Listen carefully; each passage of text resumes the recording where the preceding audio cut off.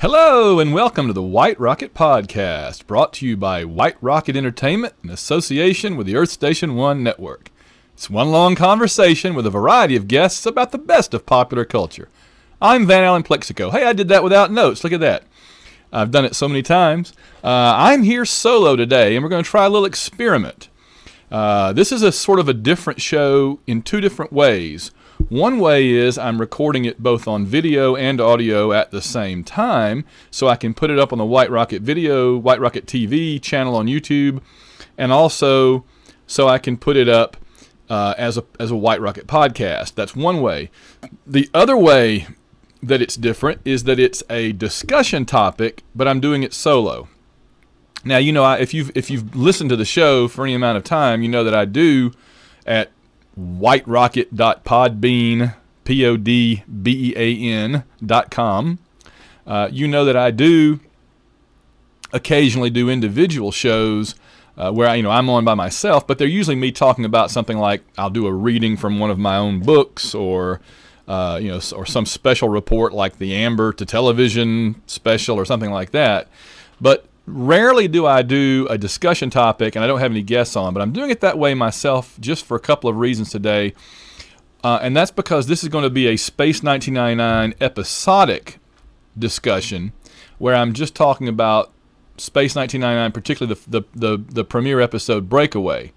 Now, in the future, I may go forward and talk about more episodes of the show, and if I do, I may include more than one episode in a show. But for the premiere episode, to talk about Space 1999, talk about Breakaway, for this show alone, and I'm showing it on the video now, I have 6 pages of notes. I'm rattling them for you to hear, see? 6 pages of notes. So I thought, you know what, let's just do Breakaway.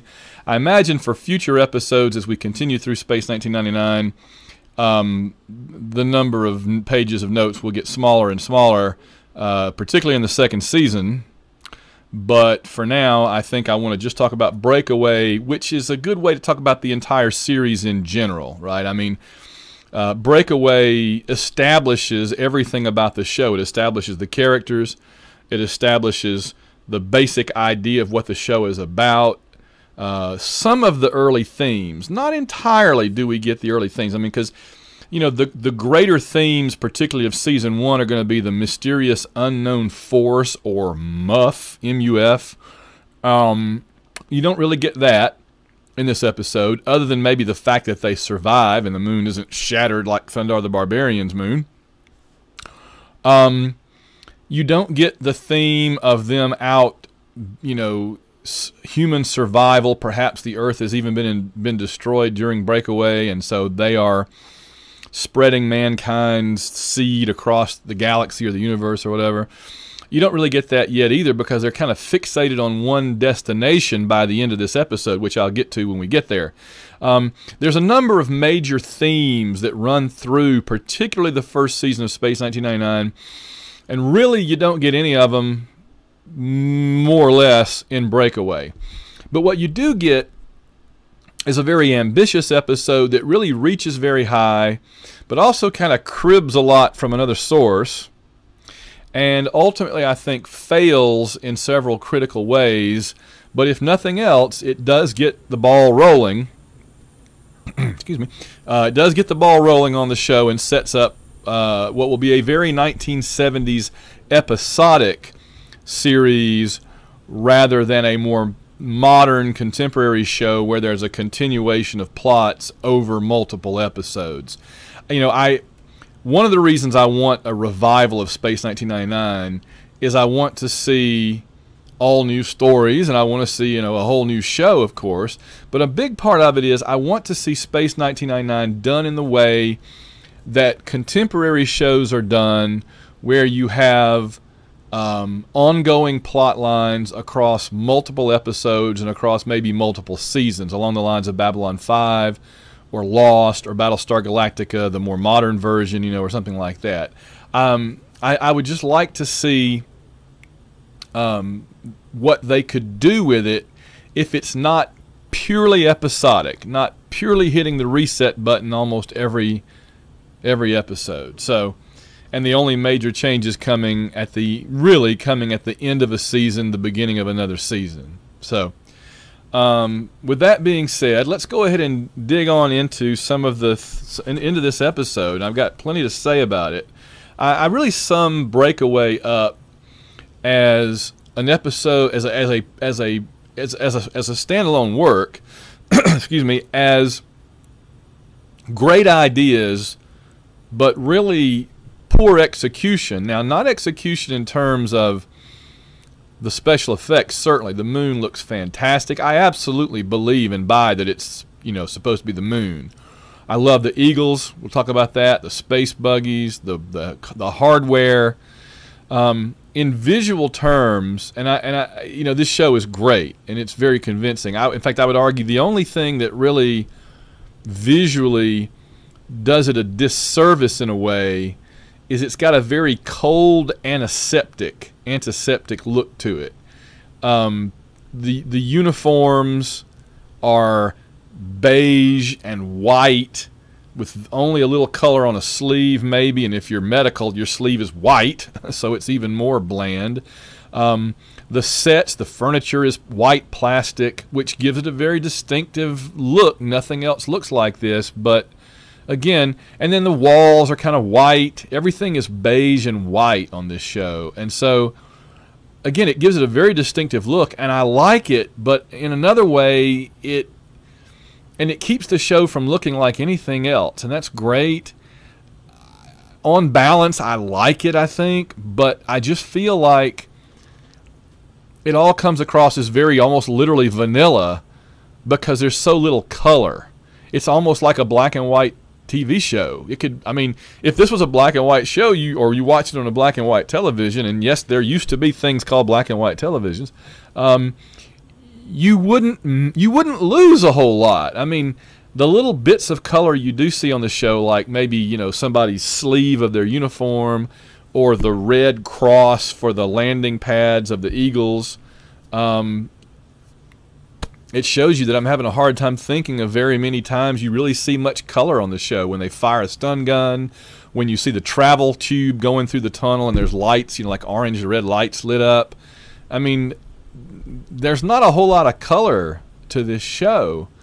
Even the screens on the comm locks and on the wall displays, if they're not black and white, they sure seem to be black and white. So not a lot of color. So it looks wonderful, if a little bland.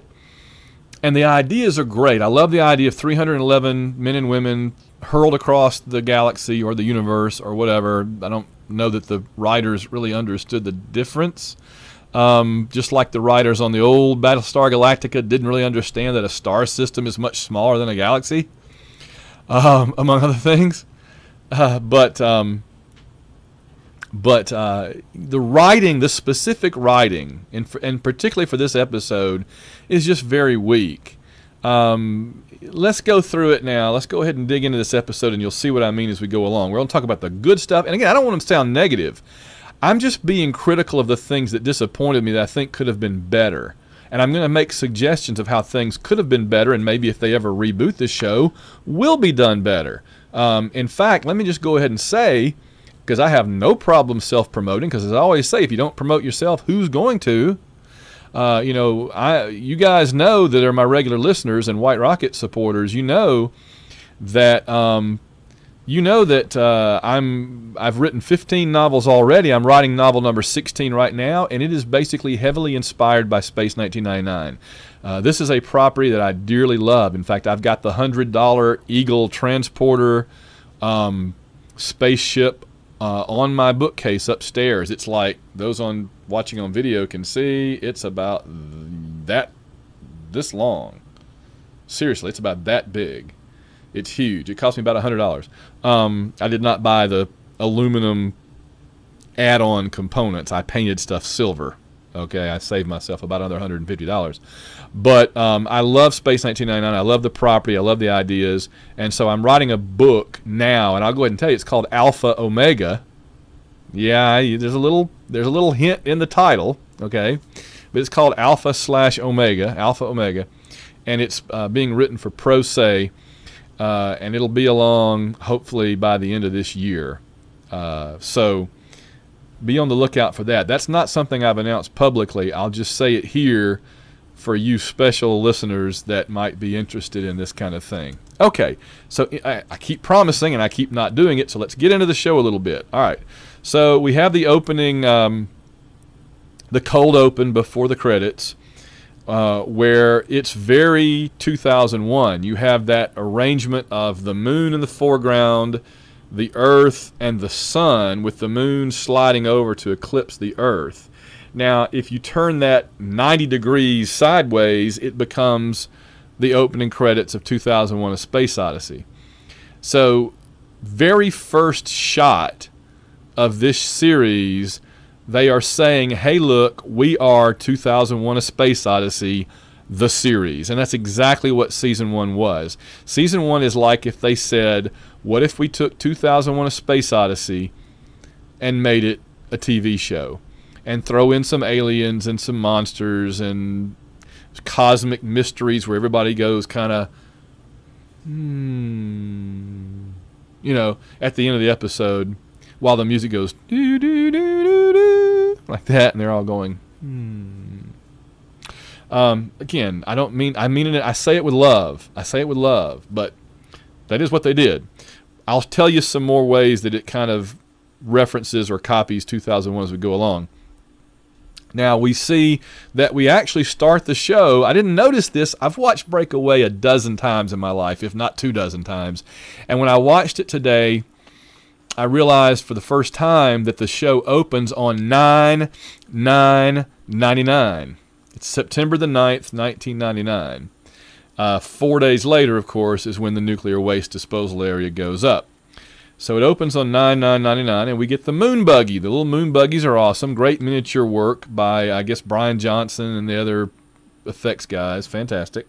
We actually see the eagle for the first time, and we see an eagle as a unloading vessel. The eagles have many different components that can be slotted up into that undercarriage, right? Because I always think of the eagles as like those big industrial helicopters that have a giant rotor blade or two rotor blades, some of them, and they have like the open section that can come down and pick up a thing and carry it. And that's basically what the eagles are. The eagles are giant industrial helicopters, really. And so we see one with the undercarriage that carries nuclear waste drums or barrels. And I have to say that when I was a kid, I had a one of those, I guess, Corgi. I think they were Corgi, stainless steel or cast, die-cast metal, eagles. And mine was the nuclear waste disposal eagle. And I bought that one because it was white with red trim. And the other one that they had was green. And I watched the show, and I don't remember a green eagle. That's why I had the white one with the nuclear waste barrels. Plus, it was a neat little thing where you could rotate it and the little barrels would come out, and they had a string with a magnet on it so you could lower it down and load and unload the nuclear waste barrels. That was pretty cool. That was a pretty neat little toy. It also had the spring-loaded legs, so it actually you could set it down and it would bounce just like the real eagle. It seemed like a lot of them had wheels. I had some with the wheels where you'd pull it back and let it go and it would run like a car, which never made any sense to me. But this one actually had the little landing pads, with springs, which was cool. My big one does too. So the Eagle's unloading nuclear waste barrels, and what we see is that they're actually putting more nuclear waste into nuclear waste disposal area 2. And of course, that's going to be very important to the story as we go along. I do like the idea. I mean, the nuclear waste and the radiation on this show highlights everything that's cool about it and everything that's ridiculous and dumb about it. I mean, basically, when you learn the whole deal with Space 1999, each person that learns it has to make a decision within themselves, which is, do I like that idea about the nuclear waste explodes, it was being stored on the moon, it throws the moon out of orbit without destroying it, and they go off flying across the universe on the moon having adventures. Do I like that? can I live with it and just not worry about it, or does it put me so off the idea that I just can't stand the show? I know plenty of people. I have lots of friends that say, I do not like Space 1999 primarily because the first season theme music. No. They don't like that either, but primarily because they just cannot buy into the idea of the moon, of the nuclear waste, the bad science, and the moon getting blown out of orbit. And that's, whatever works for you. I saw it when I was a little kid. I was probably in first or second grade, and I fell in love with it. I think it's neat. I think it's cool. But it does highlight one of the issues, right, which is the idea that they are storing nuclear waste on the moon, and it explodes somehow after causing people to die from magnetic radiation, and then it propels the moon across the galaxy. So you either buy that or you don't, really, and that's all there is to it. So so then we see Eagle 2, interestingly. Eagle 2 brings Commander Koenig, and this is to the base, and this is another 2001 A Space Odyssey reference, because it's very much like when Dr. Haywood Floyd was on the Pan Am shuttle going up to the space station and then taking the ship down to the moon, to Tycho base, I guess it was, Tycho crater. When he was on the Pan Am flight, you saw the flight attendant come out and bring him coffee or something, and walking with like Velcro slippers to hold her down. And that's essentially what you have here, except without any pretense toward gravity, because the Eagles have artificial gravity somehow. In other words, the Eagles on Space 1999 have a technology similar to the Minbari on Babylon 5. Do with that what you will. Okay.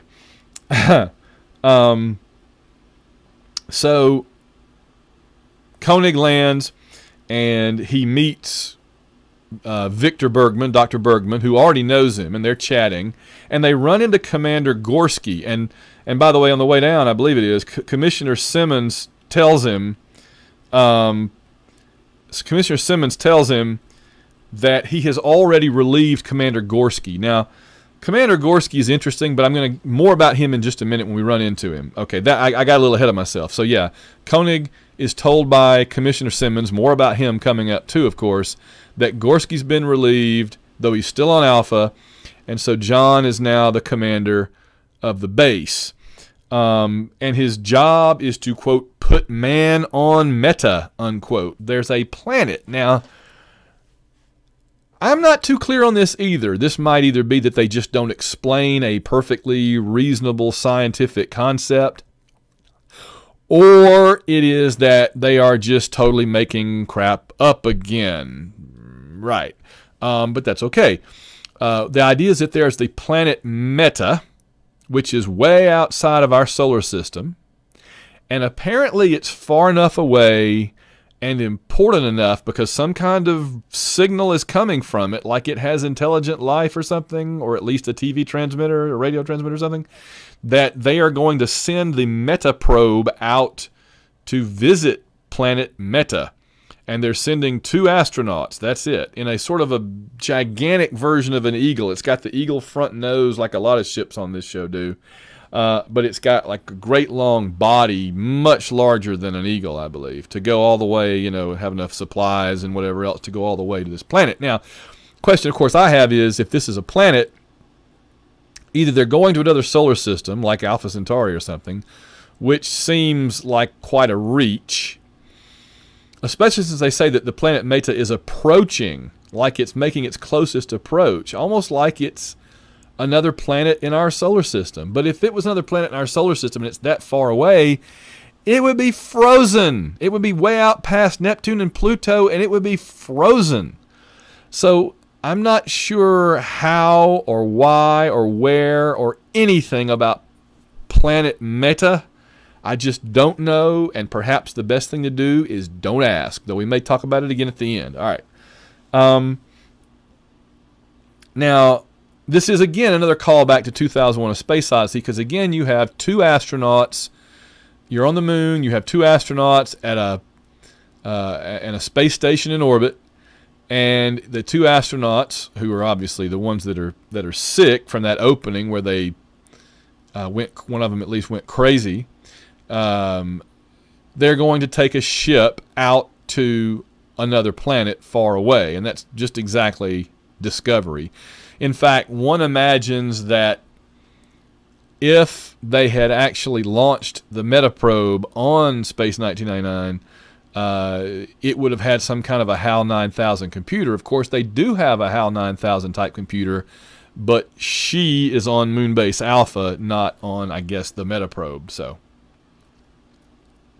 it would have also been cool if they could have launched the Metaprobe anyway, or that would have been, or maybe said that was the second Metaprobe, and then the spaceship that they rendezvous with, that they discover lost in the Sargasso Sea of Space in Dragon's domain, if that had turned out to be that ship. See, that would have all tied together. That's what I mean when I say that if you do this show over, you can think all that stuff and plan it in advance, and you can tie all those things together. And how cool would that be, right? I mean, how cool would it be if they had just gotten the Metaprobe launched, and when they encounter it later in Dragon's domain in the Sargasso Sea, they wouldn't believe the astronaut, I guess it was Lee Russell, Dr. Russell's husband, right?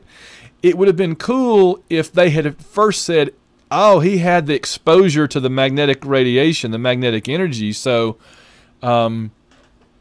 nobody believed him, not because of other reasons they came up with on that show, that episode, but because there was a pre-existing condition, so to speak, right, that they were suspecting that there was a problem. That's another thing I want to mention is they set up the idea that everybody on Alpha has been exposed, I guess except Simmons, has been exposed to magnetic radiation because they've all flown over the disposal areas. You could have done something really interesting with that going forward that would have tied in with Lee Russell and Dragon's domain. So anyway, and also the idea that Simmons wasn't exposed, and so he thinks he's the only rationally intelligent person on the base, and as soon as he disagreed with Koenig, he could have started saying, well, no, he's got brain damage and I'm okay, I should be the commander.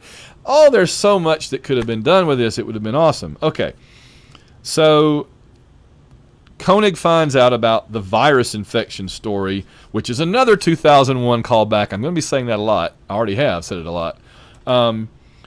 Where, you know, when Dr. Floyd got up to the space station on 2001, he was having to give out this fake virus story to keep people away from the moon base because they were trying to cover up what was actually happening there. And so once again, you have this virus story as a cover-up for what's actually happening on the moon base. Sounds familiar, right? Okay. Apparently, by the way, the virus infection, or whatever it is, and we don't at this point know what it is a condition that makes people psychotically and suicidally claustrophobic, because every time somebody comes down with it, they start screaming, I've got to get out of here, and smashing everything. That's a bad enough condition anywhere else, but when you're in a moon base with vacuum outside, that's very bad. Now we have the opening, and gotta say, I love the season 1 opening of Space 1999. It's got a great theme song. I love the music on this show. This music is really spectacular. It's been said before, and by people much smarter on such things than me, that the composer, whose name escapes me at the moment, I'm sorry, the composer and the orchestra that or whatever it was, the musical body that did this theme music, they did so much more with less, right? They did all this in very quick time, and they gave it a grandeur. They really gave this show a sense of epic sweep. Just imagine 1999 without that background, dum da da dum dum dum, you know, all that great background music that we have. It's amazing. I love it. Okay, so we come back after the credits, and we discover we see Commander Koenig and Victor running into Commander Gorski.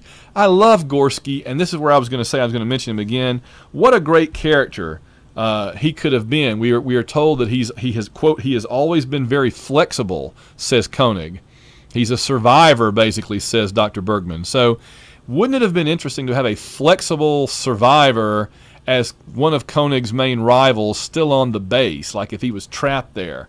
What would Koenig have done with him? What might have been done with him? Imagine, I'm going to go ahead and say it, imagine if Commissioner Simmons had remained on the base. I mean, I know that the episode, the Earthbound episode that he gets this great send-off is a really terrific episode with Christopher Lee and all, and you could do that at the end of the season, but maybe just one season. You know, if you'd planned it out like Babylon 5, maybe just one season where Commissioner Simmons is totally done with Koenig. He just can't stand Koenig anymore, and so he tries to overthrow Koenig. He tries to, de-appoint him and appoint Gorski instead, or himself. And Koenig says, no, I've declared martial law, basically. I'm not stepping down, and the base sides with Koenig at first. But then Commissioner Simmons starts working to undermine the confidence in Koenig and props up Gorski maybe as a replacement. And then maybe Gorski, ends up taking charge for a little while, and they lock Koenig in a cell. Maybe after one of those times where he goes out on his own and gets captured or disappears or something, and they think he's dead, or they capture him, arrest him.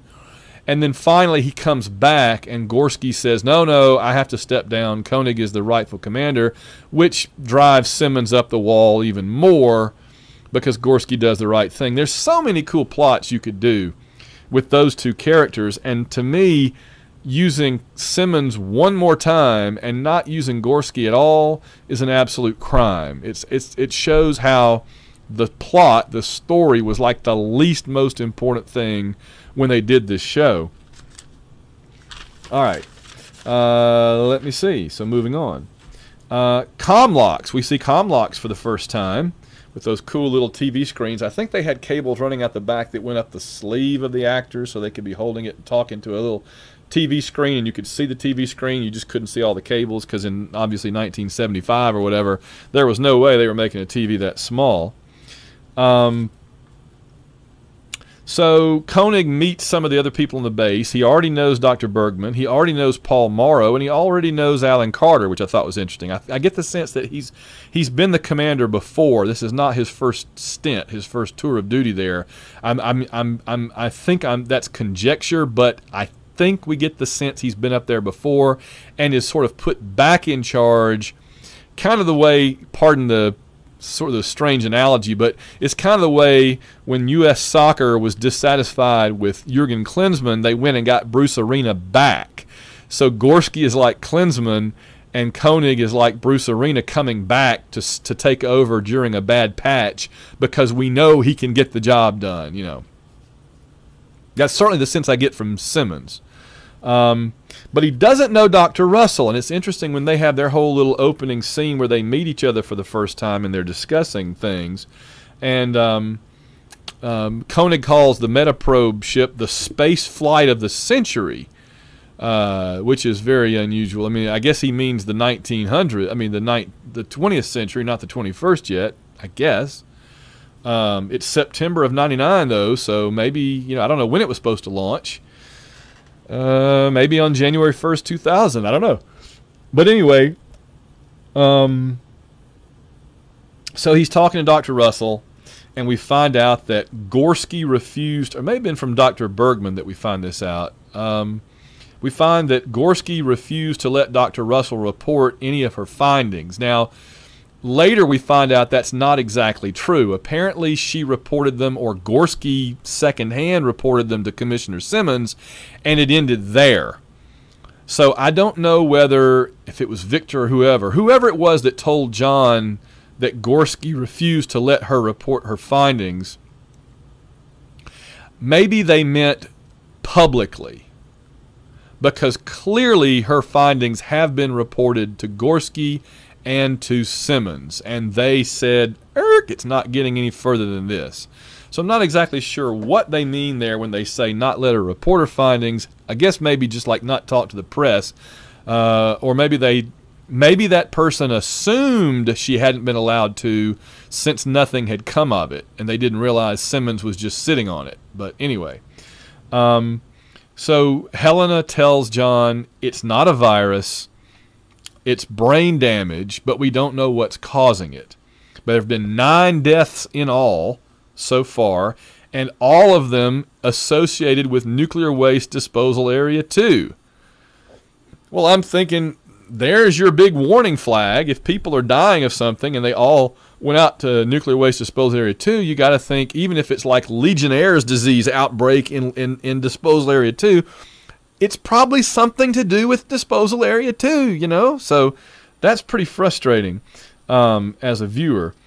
Now, here's something that occurred to me, and I made a quick note about it. What's interesting is the radiation poisoning or magnetic energy poisoning of the astronauts, which is caused by the flare-up in magnetic radiation at the 2 nuclear waste disposal areas, that's the reason why John Koenig is put in charge of Moonbase Alpha. And it's also why the moon is blown out of Earth orbit.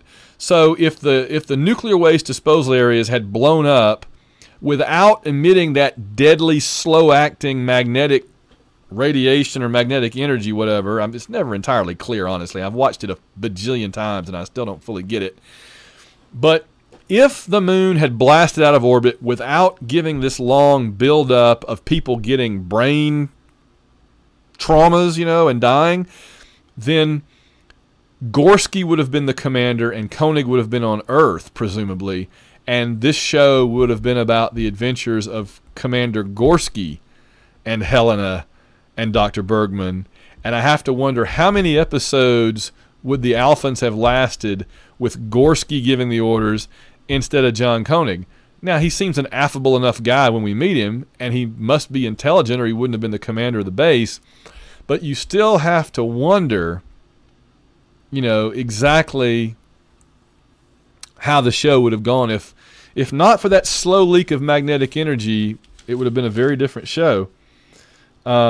Simmons says he'll just send up a, quote, whole team of top medical men to basically overturn Dr. Russell's diagnosis and presumably come up with one that Simmons wants them to come up with, because he is still playing the bureaucrat, ignoring the scientific problems and the reality and the danger, and just looking. His eyes are on the prize. He is totally focused on launching the Metaprobe.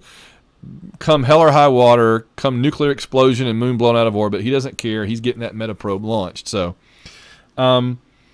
it would have been interesting if that medical team had come. Instead, what Koenig does is he negotiates out of that.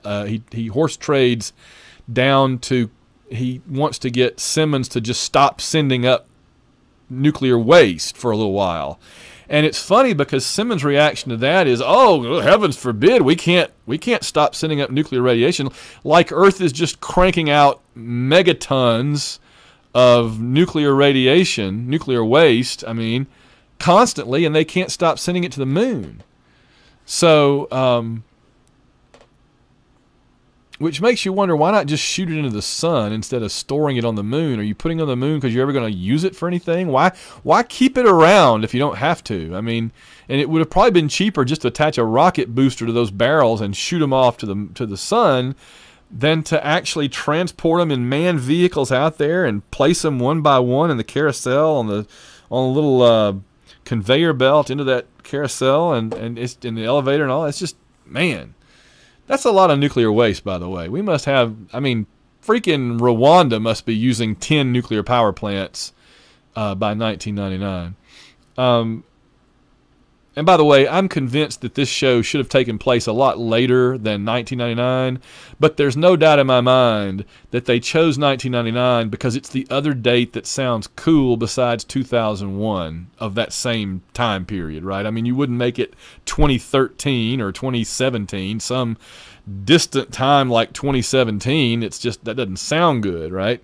Plus, we're nowhere close to having Moonbase Alpha, and it's 2017 as I record this.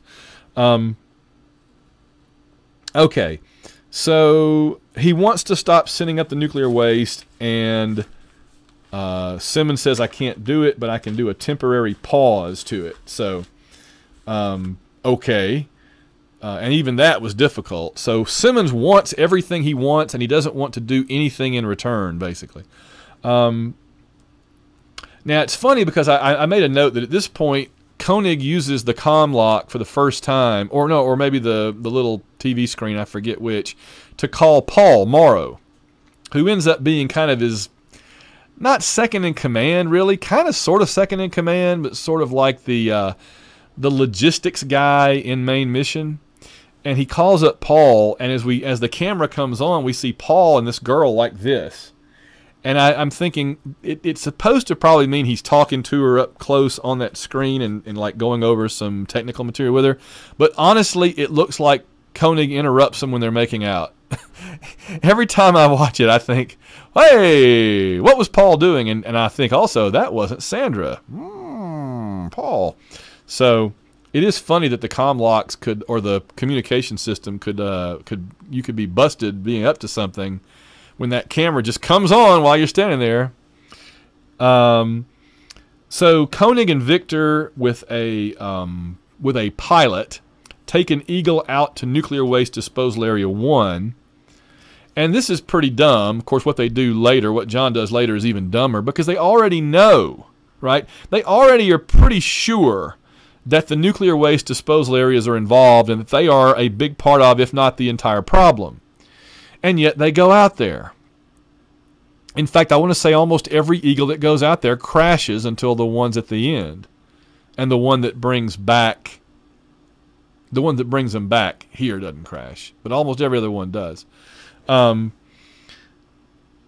So they're so convinced of their diagnosis that it's not radiation that they just think it can't be anything else. And so Victor points out the Nuclear Waste Disposal Area 1 hasn't been used in 5 years, and there's no radiation out there. However, it is a beacon. It is a check, like a landmark that the Eagles fly over before flying on to Nuclear Waste Disposal Area 2 or wherever else on the dark side of the moon that they're going to, because they're on the dark side of the moon, those installations. So we see the moon buggy again, which is awesome. And the pilot starts freaking out, and he gets a bad case of I've got to get out of here-itis syndrome and starts smashing the glass with his helmet. And what was interesting to me is that the very first time he takes his helmet and just smacks it on that glass, the glass looks ready to go. It shatters like a spider web immediately. And I'm thinking, I could take a motorcycle helmet and smack it on the windshield of my car, and it wouldn't do that much damage. It might not even crack it at all the first time or two.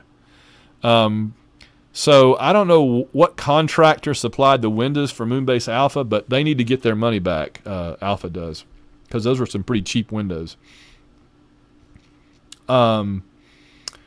So we get to see the stun gun for the first time, the little staple U-shaped stun gun that has a handle like a regular gun, goes out like a regular gun, and then curves back down a straight bar down in front of your hand that you can use your thumb to shoot it. Basically, you can put it on stun or kill or whatever, and it has different apertures along, like knuckles, different apertures along the way, and it fires a blast. They use them mainly to stun people, but they do use them for other things too. The Metaprobe astronauts are dying. One of them dies, the other is near death and eventually dies too. Reminds me again, pairs of astronauts like 2001. This is what it took to get through to somebody like Allen, he's got Metaprobe fever, just like Simmons. And they have to point out, it's not just that we're delaying, it's that our astronauts are literally dying, okay? Just as they start to, just as we're worried about the two astronauts dying, Sandra reports that there's a steep rise in the heat output at Nuclear Waste Disposal Area 1, and the cameras burn out immediately. There's this lightning storm going on, and all the domes, all the nuclear waste domes are glowing bright red. So clearly we're learning something new about nuclear waste, which is that it suddenly can spontaneously heat up and create magnetic energy blasts. I don't know what kind of nuclear reactors they're using on Earth in this 1999, but they are using some seriously freakish nuclear waste, nuclear power fuel that becomes terrible waste. So this is the one that really is a head scratcher. Koenig takes an Eagle out alone and immediately crashes it. But he doesn't crash it like the others because of his brain going out of kilter, because he's the commander, right? We can't lose his brain. He crashes because of the magnetic fluctuations of Nuclear Waste Disposal Area 1. Now, they rescue him and bring him back, and Dr. Russell's checking him over. And honestly, I thought Koenig in this scene is written so terribly. He's a big jerk because he says, "No, see, I'm fine. There's no damage." And she says, "Well, that's not the damage I was looking for," meaning I wasn't looking to see if you had any broken bones or anything, dummy. I was looking to see if you have a giant red blob inside your head like everybody else that's flown out there.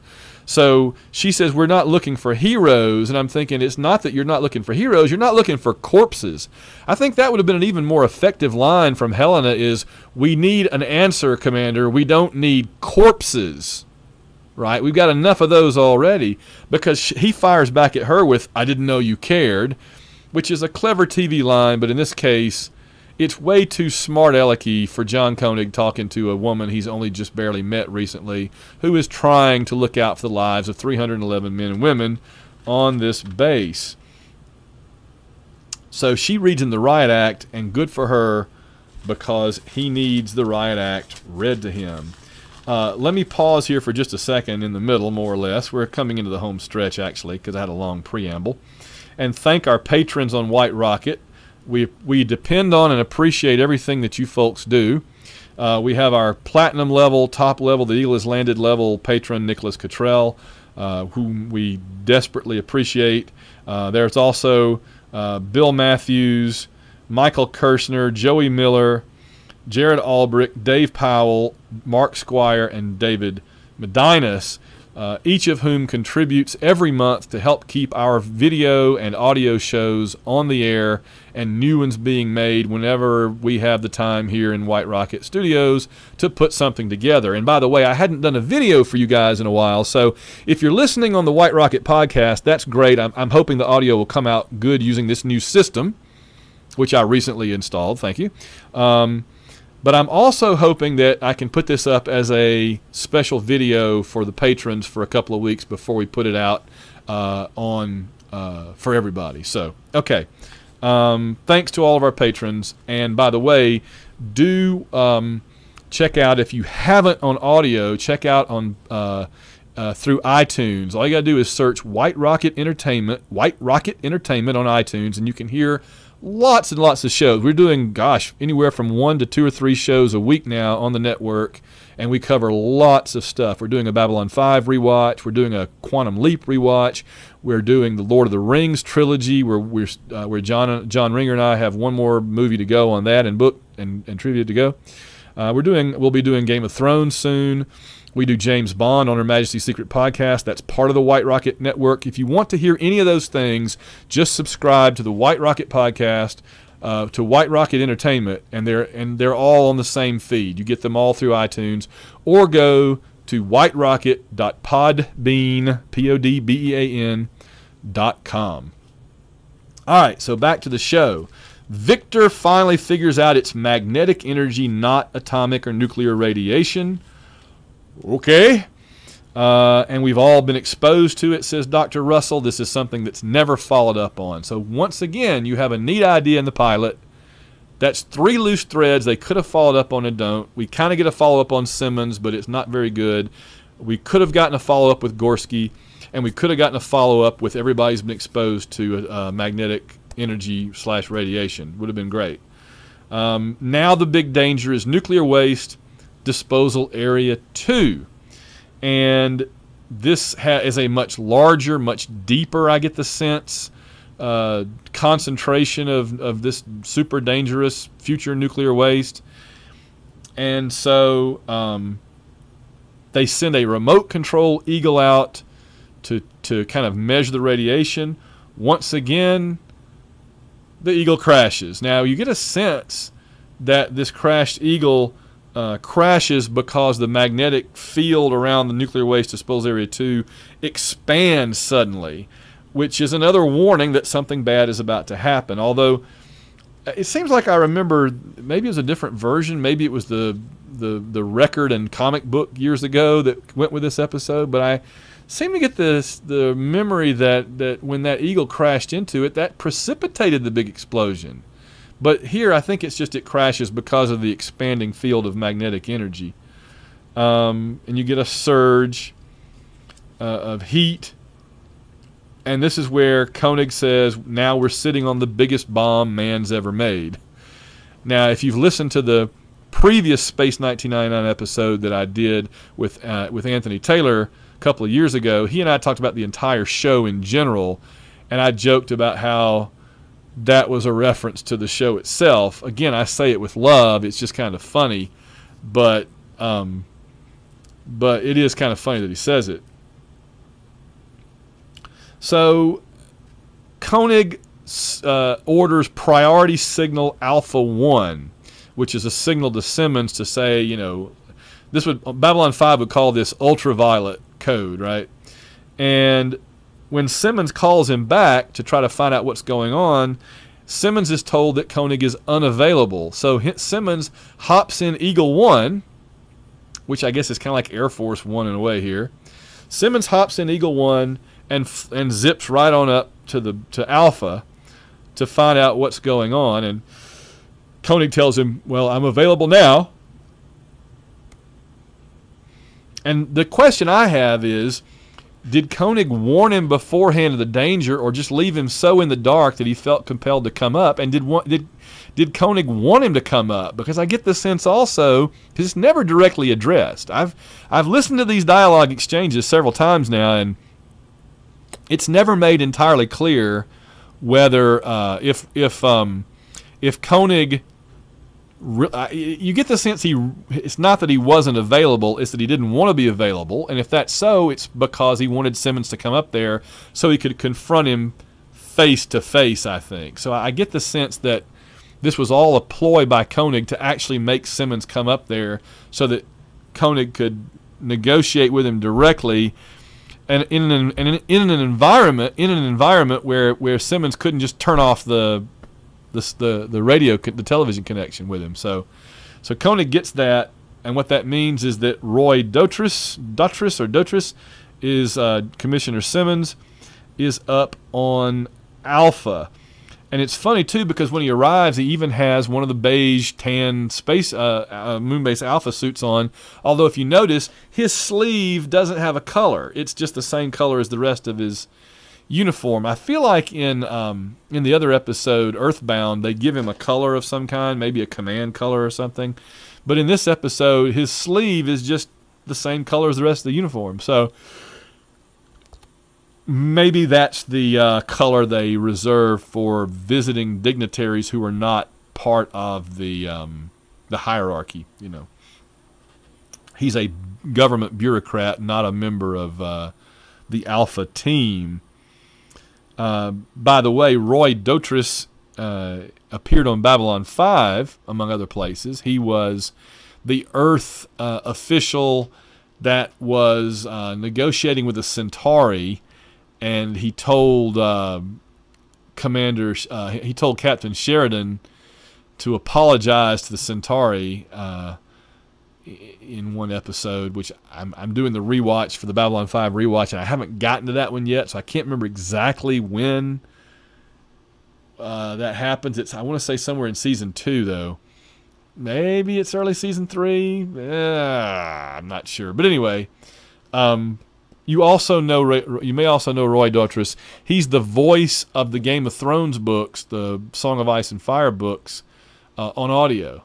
So, and he does a great job with the different voices in Game of Thrones. Okay.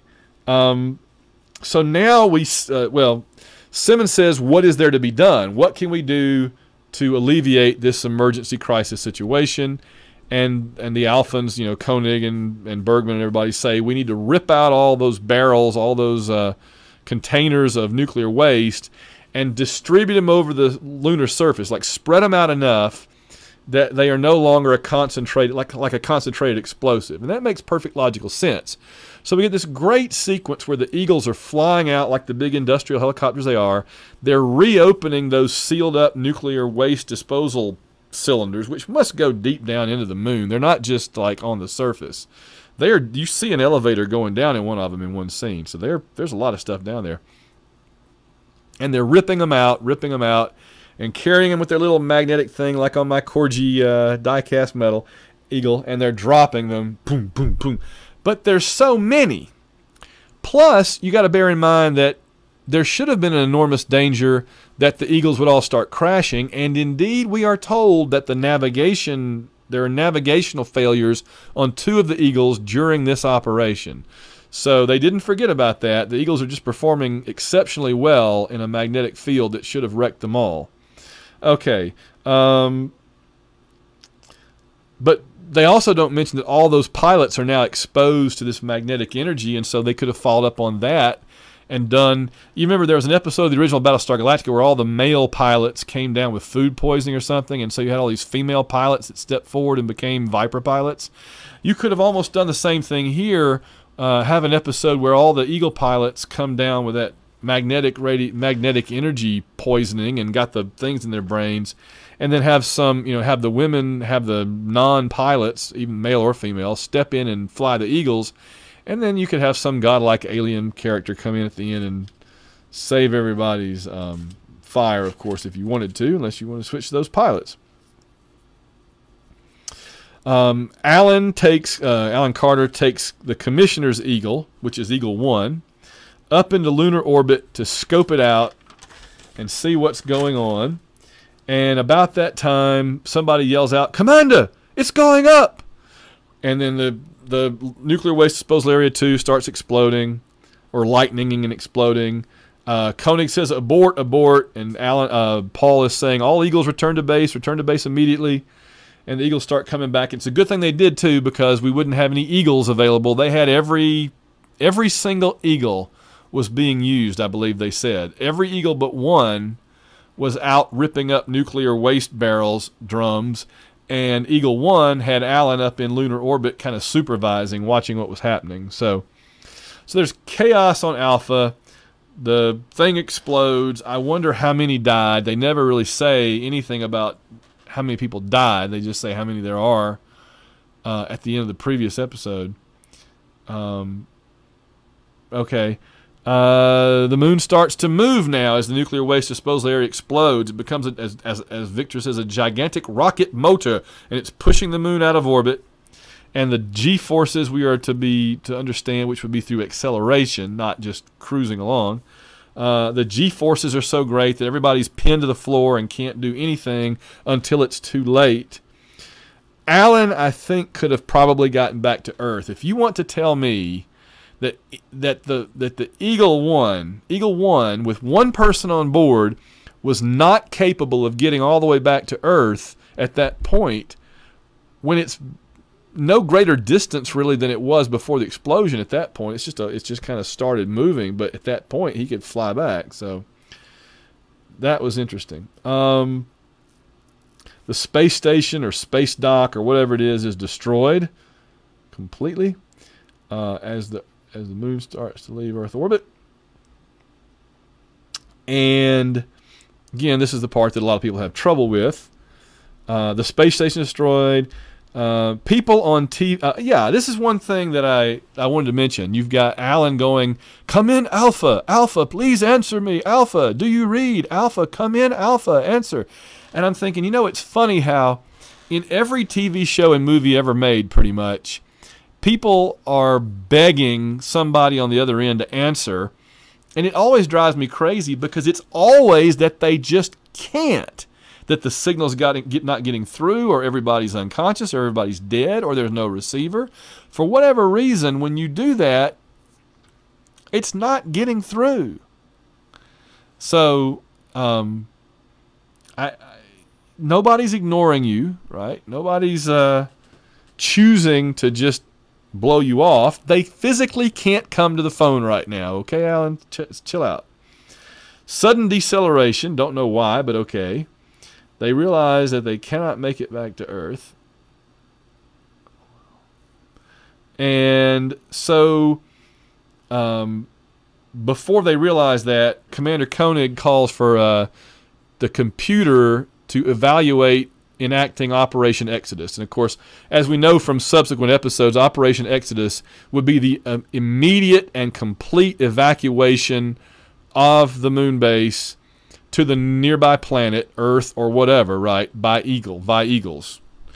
And the computer says that there's too many unknown factors, including constantly changing g-forces, which I'm like, okay, to calculate a navigation. I'm thinking you just aim at the big blue and white round thing and go, but apparently not. So they cannot make it back to Earth. Operation Exodus is a no-go.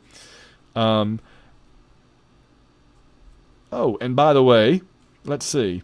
They've mentioned it a couple of times already, but I made a note here. Commander Koenig knows the computer guy, and it's not David Kano.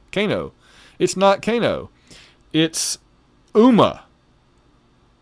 So I'm not sure who Uma's supposed to be, or if they just replaced the casting with Kano with the next episode. I really don't know, but that was interesting. So there's 311 men and women, and at the end, they're looking for any signal. They're watching the news for a little bit, and it's talking about how they can't mount a rescue effort. And then the static takes over, and you can't see anything. And then you get the meta signal, and you realize they're getting further away from Earth, but they're getting closer somehow very quickly to planet Meta, wherever that is. And honestly, I have no idea where that's supposed to be based on anything. We were not given enough information on this episode to have any understanding of where planet Meta is, okay? And so Koenig ends the episode by saying, September 13th, 1999, Meta signals increasing. Yes, maybe there. Okay? And then you never actually go there. Meta is never mentioned again. The whole moon essentially becomes the Meta probe, but it never actually goes to Meta. So, and again, I'm not sure how it would have, because I'm not sure how Meta could have been anything but a freaking iceberg at this point. Okay, so that is Breakaway. Now I'm going to give you a few of my overall conclusions about this episode and about where the show is going at this point. This is an ambitious show in a lot of ways. It's what we call a high concept idea, right? I mean, the whole show is based around the premise that the moon makes a kind of a cool interstellar spacecraft, just one you can't steer. And in that way, the show that is the most like it later is Stargate Universe, because instead of being trapped on a moon, they are trapped on a big starship that they can't steer or control for the most part, which I think is fascinating. It's one of the many reasons I really like Stargate Universe. I like the idea of human ambition being one of the big flaws that is revealed here, because, you know, Commissioner Simmons and the bureaucrats of the space agency, they are determined to put man on Meta. They want a manned landing on Meta. And this is causing the bureaucrats to overlook or willfully ignore or outright deny the truth about what's killing people, about how bad of a situation it is. I mean, Simmons would have propped those two dead astronauts up like Weekend at Bernie's and sent them if he could have. That's how determined he was to launch the dang Metaprobe.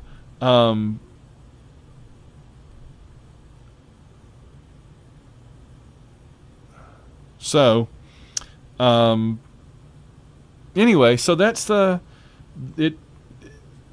bureaucrats.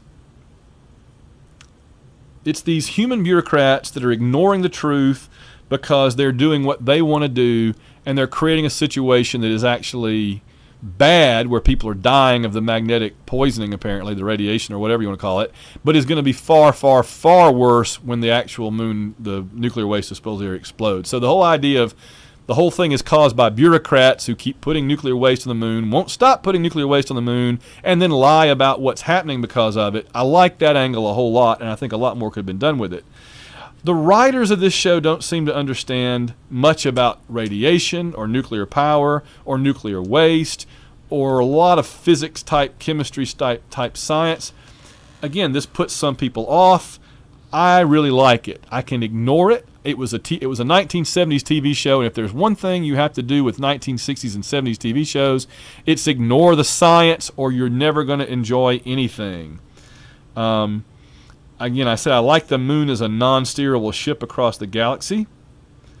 And then lastly, you needed a rival on this show to John Koenig. I was saying earlier, and I'll reiterate here, either Simmons or Gorski or both, preferably both, would have been great foils for Koenig. There are episodes here and there where there's a moment or two where people are not sure they want to believe or follow Koenig, though it's usually after he's had brain damage or is saying crazy thinking, apparently. But it would have been, I think, really great to have ongoing adversaries, antagonists that could have kept popping up with ongoing plots and subplots. And one of the ways that Simmons and Gorski could have attacked Koenig would be to say, he didn't even try to get us home. I think we could have made it, but he didn't even try. And that would undermine his authority, and they could eventually get him overthrown, which would be a great plot line for the first or second season. Okay, so there's my 6 pages of notes. There's my 6 pages of notes on Space 1999 Breakaway. We brought this sucker in right about an hour. I'm looking forward to talking with you about Matter of Life and Death and some of the other episodes that are coming up soon. I particularly enjoy Voyager's Return, where Voyager returned several years before Star Trek the Motion Picture, and a very different Voyager, but still dangerous. Wanting to talk to Earth and dangerous. It's interesting how Space 1999 did that first. There's a couple of others. I really like The Last Sunset. Ring Around the Moon is cool. I don't have all my discs here. I was just looking over to see. Anyway, so we're going to get on out of here for this episode. I hope you enjoyed this. This is pretty much as detailed of a look at Breakaway as I could possibly give you. In the episodes to come, we'll go back and look at some more episodes of the show and talk more about the characters. I want to talk some about Dr. Bergman and how cool he was. What a tragedy that he doesn't get to be in Season 2. We'll talk about Alan, the reconnaissance pilot, the Chief Eagle pilot. Dr. Russell's interesting, if a bit kind of bland and cold. Koenig could have been better, but he is a good leader. He comes across that way. And Paul, I think, is a very interesting character. Sandra, too. So, okay, we'll leave it for there. That was Space 1999, Episode 1, Breakaway. The rocket's going to get on out of here for another episode. And we will see you guys down the road.